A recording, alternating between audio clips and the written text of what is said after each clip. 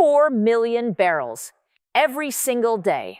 That is how much Canadian oil moves through pipelines into the United States, feeding refineries, powering factories, heating homes, fueling the vehicles of millions of ordinary Americans who have never once thought about where their energy comes from or what would happen if the pipes carrying it were suddenly under political review. This morning, Donald Trump made them think about it. Carney made sure Washington thought about something else entirely. Energy is not like other trade commodities. You can find alternative suppliers for steel. You can find alternative markets for soybeans. You can reroute payment systems and redirect shipping lanes and rebuild procurement portfolios over months of careful planning. But 4 million barrels of oil per day is not a supply line you replace with a phone call and a new contract. It is physical infrastructure. Pipelines, refineries, distribution networks, processing facilities built over decades specifically to handle Canadian crude and integrated into the American energy system at a depth that no tariff, no trade directive, and no political decision can quickly undo.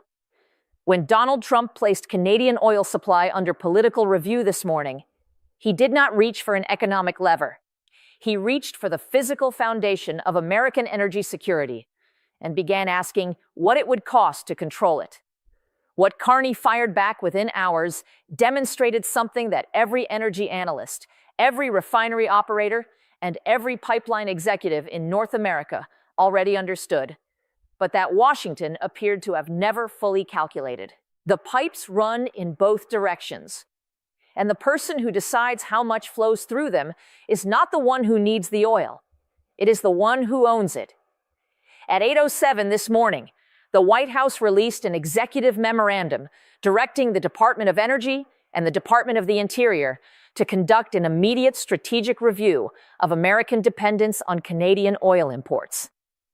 The memorandum described the current level of American reliance on Canadian crude as an unacceptable concentration of energy supply risk in a single foreign source, subject to the trade and political policies of a foreign government. It directed the review to assess alternative domestic and international supply sources capable of replacing Canadian imports within a 24-month timeline. It directed the Federal Energy Regulatory Commission to examine whether existing pipeline infrastructure and import terminal capacity could be reconfigured to receive non-Canadian crude at volumes sufficient to reduce Canadian supply dependence below 30% of total American crude imports. The memorandum was careful in its language. It did not announce a ban on Canadian oil imports. It did not impose new tariffs on Canadian crude. It did not shut down any existing pipeline or supply arrangement. What it did was place the entire question of Canadian oil supply into the category of a strategic vulnerability, requiring active management and potential reduction. In the language of energy markets and supply chain planning, that framing carries consequences that do not require any immediate operational action to produce. The moment a government formally classifies a supply relationship as a strategic vulnerability, it signals to every market participant, every alternative supplier, every pipeline operator, and every financial institution with exposure to that supply chain that the relationship is under review and may be restructured. Markets do not wait for restructuring to begin before they begin pricing the risk of it. The American energy industry's reaction was immediate and visceral. Refinery operators across the Midwest, the Gulf Coast, and the Northeast, who have built their processing operations around Canadian crude, began making urgent calls to the Department of Energy, requesting clarification about the review's scope and timeline. The specific concern was operational and concrete. Canadian crude, particularly the heavy oil that flows from Alberta's oil sands, is chemically distinct from the light sweet crude produced in American shale fields and imported from Middle Eastern sources. American refineries that have been configured to process Canadian heavy crude have invested billions of dollars in specialized equipment and processes optimized for that specific type of oil. Replacing Canadian supply is not simply a matter of finding another country that produces oil. It requires either finding a country that produces chemically similar heavy crude in equivalent volumes or spending billions more to reconfigure refinery infrastructure to process different types of crude. Neither option is available on a 24-month timeline at 4 million barrels per day. Here is the foundational reality that the administration's memorandum revealed it had not fully incorporated into its strategic assessment. The United States needs Canadian oil more immediately and more operationally than Canada needs American customers for that oil. That statement runs counter to the intuitive assumption that a smaller economy is always more dependent on a larger one. But energy markets do not operate on the logic of economic size.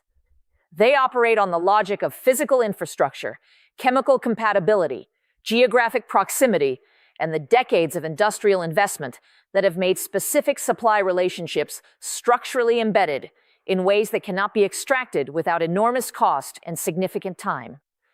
Canada exports approximately 4 million barrels per day to the United States. That represents roughly 60% of total American crude oil imports. The refineries receiving that oil are not generic facilities that can switch suppliers like a restaurant switches vegetable vendors.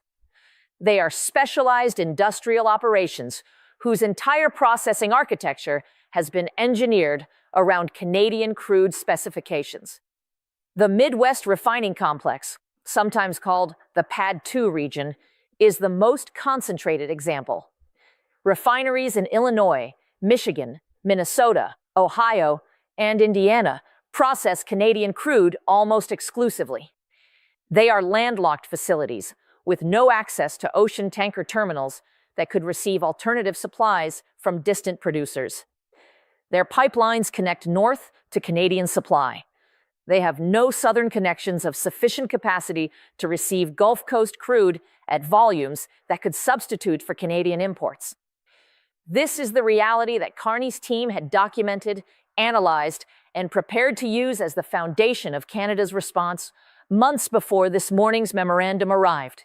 At 2:51 this afternoon, Mark Carney appeared before reporters in Ottawa.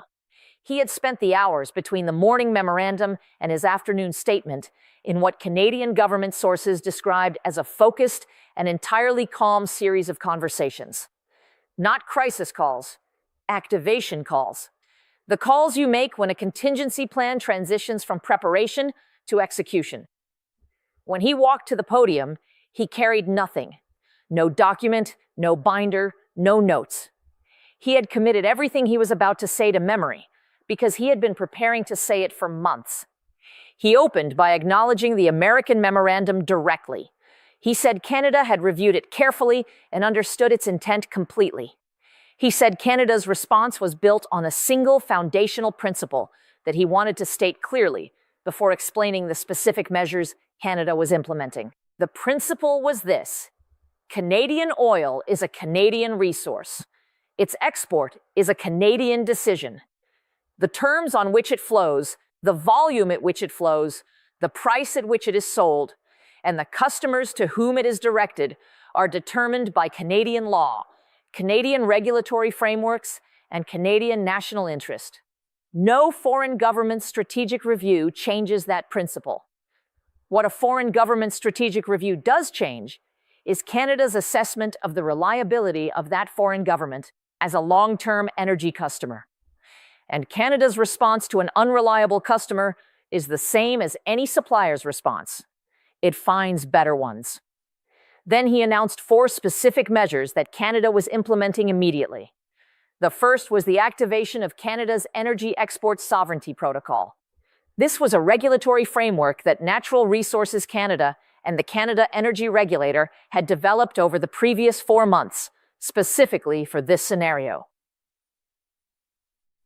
Under the protocol, all existing export authorizations for Canadian crude oil destined for the United States were placed under an immediate 90-day strategic review. During that review period, export volumes would continue at current levels, but at the conclusion of the review, export authorizations would be renewed, modified, or restructured based on Canada's assessment of whether the existing arrangements adequately served Canadian national energy interests. Carney said the review would consider the pricing terms of existing export arrangements, the degree to which American trade policy actions had affected Canadian energy sector revenues, and whether the current volume and destination structure of Canadian oil exports represented the optimal use of a finite Canadian resource. The second measure was the announcement that Canada had reached preliminary agreement with 3 Asia-Pacific nations on the accelerated development of Western Canadian oil export infrastructure. Japan, South Korea, and China had agreed to participate in a joint financing arrangement for the expansion of Canadian Pacific Coast export terminal capacity. The expansion, if completed on the announced timeline, would add export capacity of approximately 1.5 million barrels per day accessible to Asia-Pacific markets. Carney said Canada had been in discussions about Pacific export infrastructure expansion for years. The current state of the bilateral relationship with the United States had accelerated those discussions considerably. Customers who treat supply relationships as strategic vulnerabilities to be managed and reduced do not inspire confidence in suppliers considering long-term infrastructure investment decisions. The third measure was a formal notification to the United States Department of Energy that Canada was initiating a review of the existing regulatory framework governing pipeline exports to the United States under the Canadian Energy Regulator Act. The review would examine whether current pipeline export license terms adequately reflected Canadian national interests given the current state of the bilateral trade relationship. Carney said this review was a normal exercise of Canadian regulatory authority. He noted that the United States government had just completed its own review of Canadian energy supply dependence. Canada was simply conducting a parallel review from its own perspective. The symmetry was deliberate, and the message it carried was precise. If the United States is reviewing its dependence on Canadian oil, Canada is reviewing the terms on which it supplies it. The fourth measure was the announcement that the Canada Growth Fund, a federal investment vehicle with a mandate to support Canadian clean and conventional energy development, had been directed to accelerate its investment in Canadian energy processing capacity. The goal was to increase the proportion of Canadian crude that is refined and processed inside Canada before export. Currently, most Canadian crude is exported in raw form and refined in American facilities. Increasing domestic Canadian refining capacity would capture more of the value chain inside Canada, while reducing the volume of raw crude exports subject to American political review. The energy markets did not deliberate. They moved. West Texas Intermediate crude oil prices rose more than 4% within 90 minutes of Carney's statement, as traders calculated the supply implications of Canadian export license reviews and the strategic reorientation of Canadian pipeline infrastructure toward Pacific markets. American Midwest refinery stocks fell sharply as investors assessed the operational and financial consequences of potential Canadian supply disruption for facilities with no viable alternative supply source. Pipeline company stocks moved in both directions depending on their geographic exposure. Companies with Canadian crude transport exposure fell. Companies with potential alternative routing capacity rose modestly on speculative demand. The political reaction inside the United States was faster and more intense than any previous response to a Canadian countermeasure in this trade confrontation. The reason was geography and industry concentration. The Midwest refining complex is not an abstraction. It is a collection of facilities in specific congressional districts represented by specific senators and representatives who received very specific phone calls from very specific industry executives within hours of Carney's statement. The message in those calls was consistent and urgent. The Canadian Export License Review is not a diplomatic gesture. It is an operational threat to facilities that have no alternative supply. If Canadian crude volumes are reduced, Midwestern refineries face operational disruptions that translate directly into fuel supply tightness price increases at the pump, and job losses in communities that have nothing to do with trade policy decisions made in Washington. Several Republican senators from affected Midwestern states released statements before the end of the business day, expressing concern about the energy supply implications of the administration's memorandum and calling for immediate diplomatic engagement with Canada on the energy file. The political pressure that Canada's strategists had consistently calculated would be the most effective instrument for changing Washington's approach was arriving again. This time from an industry and a set of congressional districts where the operational consequences of Canadian countermeasures were immediate, visible, and politically impossible to ignore. Let me give you 3 scenarios for what happens next. In the first scenario, the combination of Midwest refinery industry pressure and the operational reality of the supply dependency forces the administration to narrow the scope of its energy review within 30 days. Energy Department officials acknowledge privately that the 24-month alternative supply timeline is operationally unrealistic at 4 million barrels per day. The administration signals willingness to discuss energy cooperation through commercial channels without strategic review framing attached. Canada pauses its export license review pending improvement in the broader bilateral relationship. The Pacific export infrastructure discussions continue as a permanent feature of Canada's long-term energy strategy, regardless of how the American dispute resolves. In the second scenario, both sides proceed with their respective reviews simultaneously. Canadian export license terms are renegotiated to include provisions that better reflect Canadian national interest, including pricing adjustments and volume flexibility mechanisms. American refineries begin paying more for Canadian crude as the commercial terms of supply arrangements are updated to reflect the current state of the bilateral relationship. The cost increase is passed through to American consumers at the pump.